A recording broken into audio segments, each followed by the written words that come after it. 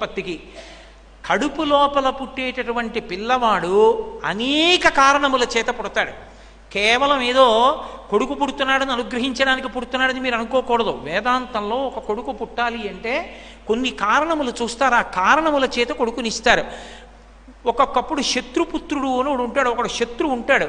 ధన్య అని భాస్కరరాయల వారు వ్యాఖ్యానం చేశారు లలితా సహస్రానికి. విపరీతమైన క్రోధంతో చచ్చిపోతాడు ఒక్కొక్కడు.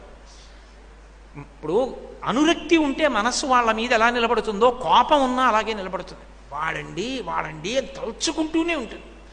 అంత కోపం ఎవడి మీద ఉండిపోయింది అనుకోండి, వాడినే తలుచుకుంటూ చచ్చిపోయాడు అనుకోండి, వాడిని బాధ పెట్టడానికి వాడి కడుపున కొడుకు అవుతాడు.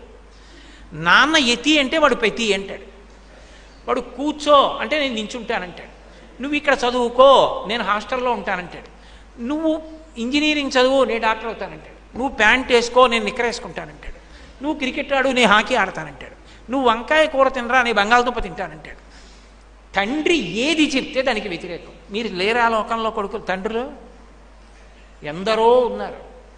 అన్నీ బాగానే ఉంటాయి కానండి, ఏమిటో వాడు మాట విండండి, ఈవిడ వాడు శత్రువు అండి బాబు, నాకు అసలు ఒక్క మాట విండవాడు.